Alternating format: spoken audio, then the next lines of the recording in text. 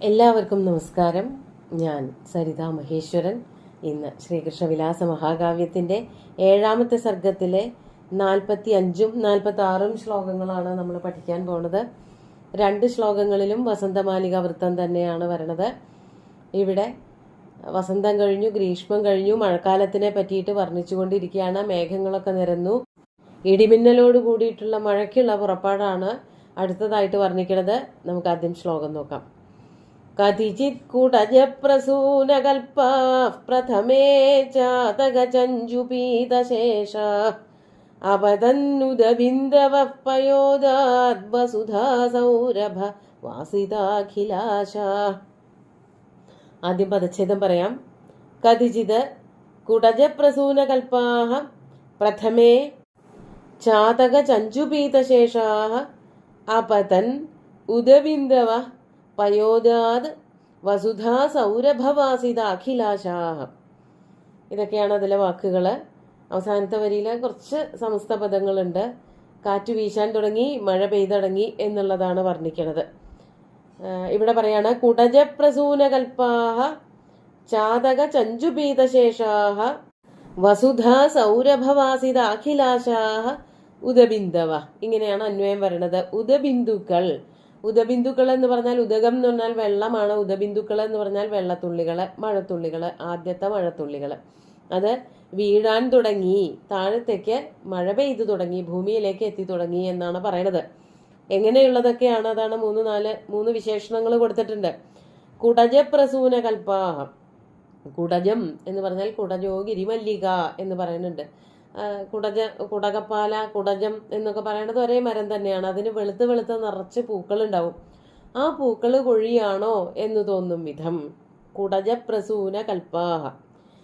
ഇവിടെ ഉത്പ്രേക്ഷാലങ്കാരം വർണ്ണിക്കാൻ പറ്റും. അതായത് പൂക്കളല്ലല്ലോ, വരുന്നത് മഴത്തുള്ളികളാണ്. പക്ഷെ ആദ്യത്തെ മഴത്തുള്ളികൾ ഇങ്ങനെ ആകാശത്തേക്ക് നോക്കിക്കൊണ്ടിരിക്കുമ്പോൾ പൂക്കൾ ഉതിർന്നു വീഴണത് പോലെയാണ് കാണപ്പെട്ടത്.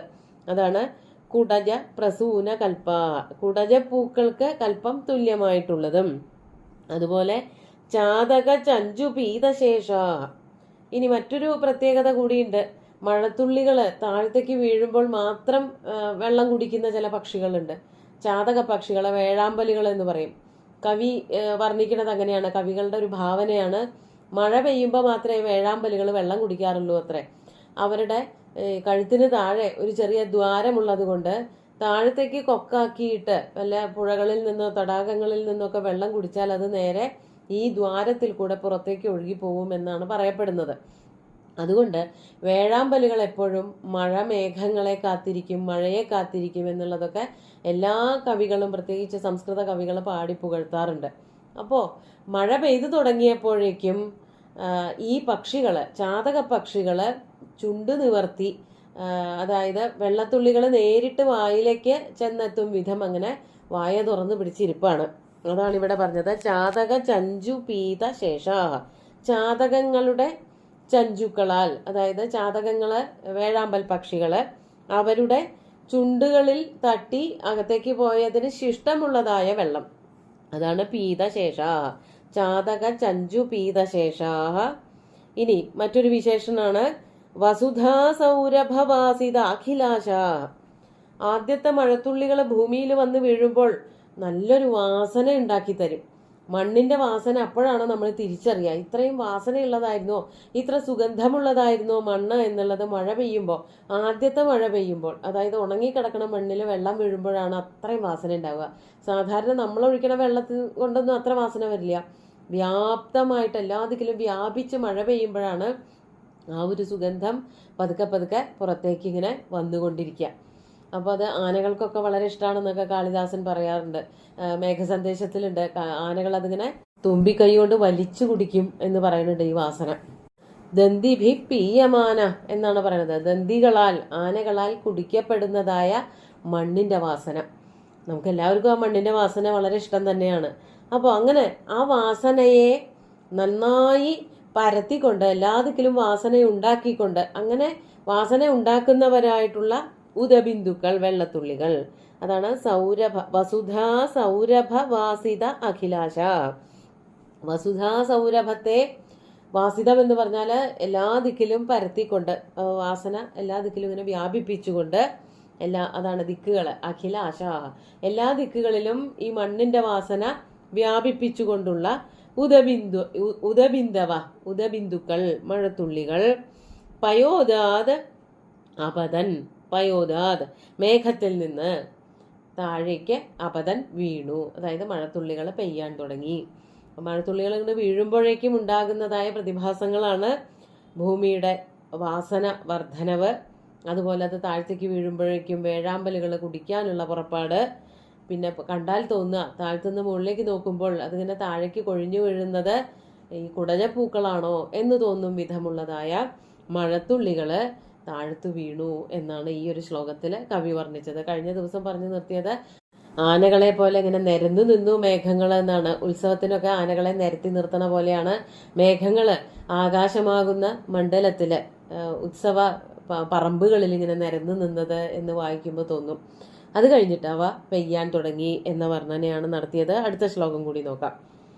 വിസൃജത്സു വലാഹകേഷു വിശ്വക് ജലധാരാ കളധൗദണ്ഡകൽപ വിരഹജ്വലനസ്തു കാമിനീനാം വവൃധേ വൈദ്യുതവഹ്നി സന്നികാശ. ആദ്യം പദച്ഛേദം പറയാം. വിസൃജത്സു വലാഹകേഷു വിശ്വക് ജലധാരാഃ കളധൗദണ്ഡകൽപാഃ വിരഹജ്വലന തു കാമിനീനാം വവൃധേ വൈദ്യുതവഹ്നി സന്നികാശ. ഇവിടെ മഴ പെയ്തപ്പോൾ ചില തീയുകൾ ആളി കത്താൻ തുടങ്ങി എന്ന് പറയുകയാണ് ചെയ്യണത്. നമുക്ക് അർത്ഥം പറഞ്ഞിട്ട് അതിൻ്റെ ഒരു സവിശേഷത കൂടി പറയാം. വലാഹകേഷു വിശ്വക് വിസൃജത്സു. വലാഹകേഷു വിശ്വക്, വലാഹകങ്ങൾ അതായത് മേഘങ്ങൾ. വലാഹകം എന്ന് പറഞ്ഞാൽ മേഘങ്ങളാണ്.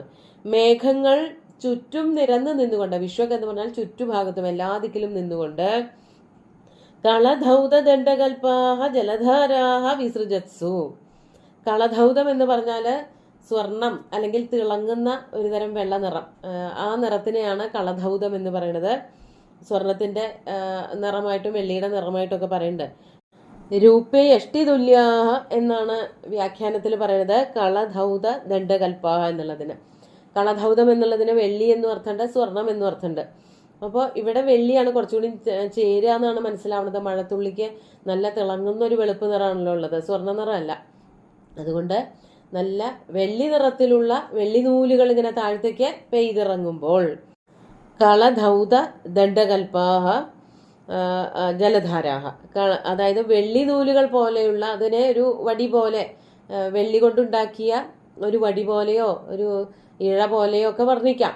അങ്ങനെ ഉള്ള മഴ താഴത്തേക്ക് ഇങ്ങനെ പെയ്യുമ്പോൾ ജലധാരാഹ വിസൃജത്സു, ജലധാരകളെ, ദ്വിതീയ ബഹുവചനാണ്. മേഘങ്ങൾ ഇങ്ങനെ ഭൂമിയാകെ പെയ്ത് നിറയ്ക്കുമ്പോൾ കാമിനീനാം വിരഹജ്വലന, കാമിനിമാരുടെ വിരഹാഗ്നി. വിരഹജ്വലനൻ എന്ന് പറഞ്ഞാൽ, ജ്വലനൻ എന്ന് പറഞ്ഞാൽ അഗ്നിയാണ്. വിരഹാഗ്നി അത് എന്തുപോലെയാണ്? വൈദ്യുതവഹ്നി സന്നികാശ വവൃധേ. വൈദ്യുതവഹ്നി എന്ന് പറഞ്ഞാൽ വിദ്യുത്തിൽ ഉണ്ടാകുന്നതിനെയാണ് വൈദ്യുതി എന്ന് പറയുന്നത്. അതായത് ഇടിമിന്നലാണ് ഇവിടെ ഉദ്ദേശിക്കുന്നത്. വൈദ്യുതവഹ്നി, ഇടിമിന്നലിൽ ഉണ്ടാകുന്നതായ അഗ്നി, അതിന് തുല്യമായിട്ടുള്ള, പെട്ടെന്ന് ദഹിപ്പിച്ചു കളയുന്ന അത്രയ്ക്ക് ശക്തമായിട്ടുള്ള വിരഹജ്വലനൻ, വിരഹാഗ്നി കാമിനീനമാർക്കാണ്. കാമിനിമാർക്ക് കഠിനമായിട്ടുള്ള വിരഹാഗ്നി വവൃധേ വർദ്ധിച്ചു വന്നു.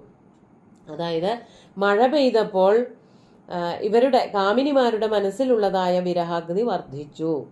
പെട്ടെന്ന് ഇങ്ങനെ പറയുമ്പോൾ കുഴപ്പമൊന്നുമില്ല. പക്ഷെ ഈ കാവ്യത്തിൽ ഇങ്ങനെ പറയുമ്പോൾ മഴയൊക്കെ പെയ്താൽ അഗ്നി ശമിക്കുകയല്ലേ വേണ്ടത്?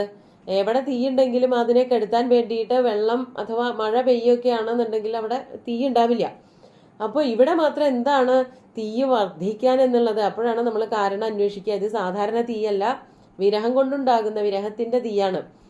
ഭർത്താക്കന്മാർ ദൂരെ ആയിട്ടുള്ളവർ അവരുടെ വിഷമം കൊണ്ടാണ് അവർ ഏറ്റവും അധികം വയ്യാതെയാവുന്നത്. ആ വാക്ക് നമ്മൾ മലയാളത്തിൽ പറയാറുണ്ട്, തീ തിന്നുക എന്നൊക്കെ. അതന്നെയാണ് തീയ എന്ന് പറയുന്നത്. അത്രയ്ക്ക് അപകടകാരിയും ശരീരവും അകത്തുമൊക്കെ പൊള്ളിച്ച് നാശമാക്കി തീർക്കുന്നതായിട്ടുള്ള ഒരു വസ്തുവാണ്, ഒരു ദ്രവ്യമാണ്. ആ അഗ്നിക്ക് തുല്യമായിട്ടുള്ള വേദന, കത്തിക്കാളുന്ന വേദന, അതാണ് കാമിനിമാർ അനുഭവിച്ചത് അവരവരുടെ ഭർത്താക്കന്മാരുടെ അഭാവത്തില്. സാധാരണഗതിയിൽ പറയുമ്പോൾ എല്ലാ തീയുകളും തീയിന്റെ അംശങ്ങളൊക്കെ തന്നെ മഴ പെയ്താൽ കെടും. എന്നാൽ ഈ തീയ് വർദ്ധിക്കുകയുള്ളൂ. ഇത് വിരഹത്തിന്റെ തീയാണ്. അതിന്റെ ഒരു സ്വഭാവം എന്ന് പറയുന്നത് ഇടിമിന്നൽ പോലെയാണ്. ഇടിമിന്നല് വെള്ളം വന്ന കുറയല്ലല്ലോ ചെയ്യുക, മഴ പെയ്യുമ്പോൾ അല്ലെങ്കിൽ മഴക്കാലത്ത് അത് കൂടുകയാണ് ചെയ്യുക. അപ്പോൾ സാധാരണ അഗ്നിയല്ല, ഇടിമിന്നലിൽ നിന്നുണ്ടാകുന്ന അഗ്നിയാണ്. ആ അഗ്നിയെ പോലെയുള്ള അഗ്നിയാണ് കാമിനിമാരുടെ മനസ്സിനെ ദഹിപ്പിച്ചത് എന്നാണ് കവി പറയണത്. വളരെ ശക്തമായിട്ടുള്ള ഭാവന. എങ്ങനെയാണ് ഇങ്ങനെ അഗ്നി തന്നെയാണ്, പക്ഷെ വേറൊരു തരത്തിലുള്ള അഗ്നി. ആ അഗ്നി ഒരിക്കലും വെള്ളം കൊണ്ട് കെടുകയില്ല. അത് പറയണമെന്നുണ്ടെങ്കിൽ അത് ഈ ഇടിമിന്നലിന് മാത്രമേ ഉള്ളൂ വെള്ളം കൊണ്ട് കെടാത്ത അഗ്നിയുടെ സ്വഭാവമുള്ളത്. അത് കണ്ടുപിടിച്ച കവി വർണ്ണിച്ചിരിക്കുകയാണ്. വളരെ കേമായിട്ടുള്ള വർണ്ണന തന്നെയാണ്. ശ്ലോകങ്ങൾ ഒന്നുകൂടി ചൊല്ലി നോക്കാം. കതിചിത് കുടജപ്രസൂനകൽപ്പാ പ്രഥമേ ചാതകചഞ്ജുപീതശേഷ അപതന്നുദബിന്ദവഃ പയോദാത് വസുധാ സൗരഭവാസിദാഖിലാശ വിസൃജത്സു വലാഹകേഷു വിശ്വക് ജലധാരാഃ കളധൗതദണ്ഡകൽപ്പാഃ വിരഹജ്വലനസ്തു കാമിനീനാം വവൃധേ വൈദ്യുതവഹ്നിസന്നികാശ. സുന്ദരമായിട്ടുള്ള 2 ശ്ലോകങ്ങളും ഭഗവാന്റെ കാൽക്കൽ അർപ്പിച്ചുകൊണ്ട് ഗുരുവായൂരപ്പനെ സാഷ്ടാംഗം നമസ്കരിച്ചുകൊണ്ട് എല്ലാവർക്കും ശുഭദിനം നേർന്നു നിർത്തട്ടെ. നന്ദി.